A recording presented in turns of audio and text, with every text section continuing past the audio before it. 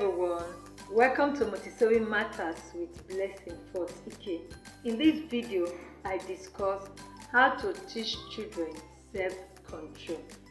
Self-control is restraint exercised over one's impulses, desires, or emotions. It is one's ability to regulate his or herself. The big question is, can children really regulate themselves? Can they live without distractions? Can they exercise delayed gratification? Can they see beyond the present? The answer is yes.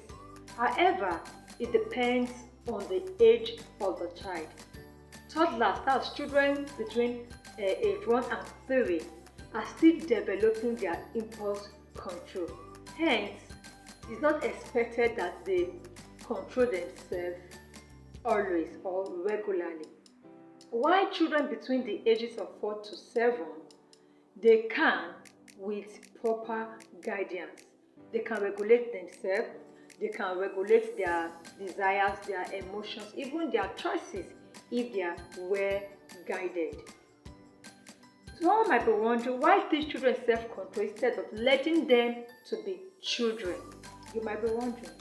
Research has it that children who lack self-control do poorly academically, and sometimes they are more prone to anxiety and depression, and sometimes people see them as bullies.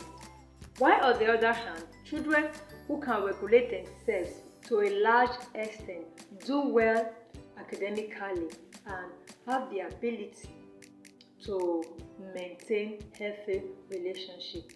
And I think this is what we want for our children. We wouldn't want the other way around, why we see our children as bullies and them doing poorly academically. So what are the things that we can do to help our children regulate their impulses, regulate their self? The first thing I would say is that keep temptation hidden. How do I mean? In Montessori, we always say prepare the environment. We advocate that the environment should be prepared to meet the needs of the child. So what do we do while preparing the environment? We get things that will be harmful to their development out of sight, out of reach. The things that will be harmful to their development, the things that we don't want them to touch, the things that we don't want them to use, we take it out of reach or we take it out of sight. And this is a strong tool for self-control. This is a strong tool for impulse control. How do I mean? Let me give you an example of children under the age of 3, that's toddlers. If I don't want them to play with the socket, instead of telling the child, don't touch that socket, it's harmful, it's saying all the grammar or it's saying everything I need to do. What I need to do is to get that socket out of sight or get it out of reach. I will look for a socket cover to cover it. So the child is able to control himself when he gets there and see that there's a socket cover there. So the child leaves. Instead of the child poking his or her hand there and you saying, don't touch it, don't put your hand there, the thing can shock you, it can electrocute you. All those, you save yourself and the child from it. You cover the socket and the child is able to restrain his or herself from touching. When you get the thing is already covered, the child moves on. Or let me say, I have noticed that whenever my child friend comes, there's a particular toy they have conflict over. Instead of saying keep settling the conflict or telling them, oh, share toys with your friend, oh, it's good to share, I will take that toy out of reach. What do I do when I know that I'm expecting my friend's child or any visitor that will be attracted to that particular toy that is my child's favorite and my child wouldn't want to share? I will take it out of reach. So when the visitors come, my child is able to control his or herself with the other toys. So he or she is not so attached to it, so the child will be able to share. The child will be able to resist the urge to say, don't use my toy. That is a way to help them control themselves. For children of older age, maybe from age 4 and above, between 4 and 7 years, preparing the environment, helping them to control themselves, is searching out for, might be looking out for distractions when they are doing homework or working on a project. You know, the child is easily distracted. Instead of saying that, focus and finish your homework, focus and finish your project, what you do, you look for what is causing that distraction and take out of sight, take out of it. It might be a gadget, it might be a game, it might be a friend, it might be television. Just take it out of sight. So if it's a friend, it's okay, can you go to the room first of all? Or you tell the child to go to so and so place and do your homework. When you are done, you come. Or you switch off the television or take the gadget from there. That is eliminating anything that will want to minimize their self-control, to focus on the work they ought to do. And for this age too, you can also teach them how to identify and eliminate distractions. So when you are not there, you tell them what to do. So if you need to work on so and so, or you need to do work, whatsoever is causing the distraction, whether it's a discussion, get out of that place or get it out of your way and work. So they will be able to identify their distractions and they will be able to eliminate it. These are some ways we can help children develop self-control. Another thing we can do is that I would say encourage them with reminders. Children are easily distracted, so they tend to forget instructions, they tend to forget directions. So what do we do?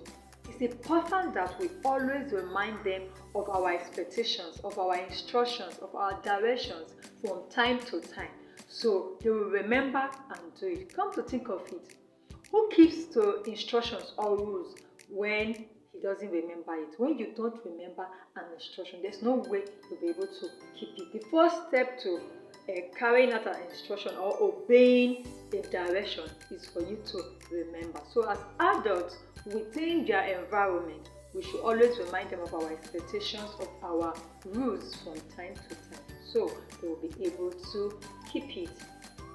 Another thing we can also do is play games that will help them practice self-control. Games like green light, red light can help them control themselves. Even move and freeze. All these are games. Simon says, these are games that can help them regulate their impulses. I'll give you an example of one of them. Green light, red light. So how can this help the child? Maybe I'll tell the child that we have a game to play. When I say green light or I raise up my green flag or green anything, you move. You start moving, dancing, whatever style you want to do, you keep moving. So when I say red light or bring up my red flag, you stop. So I will say green light, the child is moving, the child is dancing, the child is doing what you want to do. Then I will not say red light, the child stop. Green light, the child keeps moving, dancing, do whatever I do. Then I will say red light, the child stop.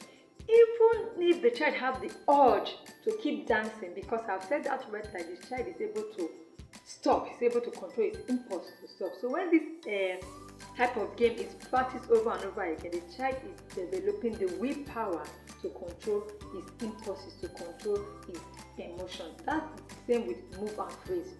And you can also reverse it. You say, okay, now I'll be saying when I say green light, you move. So now when I say red light, you move. When I say green light, you stop. So you reverse it and try to do it. You can do it from time to time. You see, with time, the child will be able to develop his or her ability to regulate his impulses, to regulate his emotion. The last recommendation I would love to give is that teach them how to set goals. Goal setting is an important component when it comes to self-control.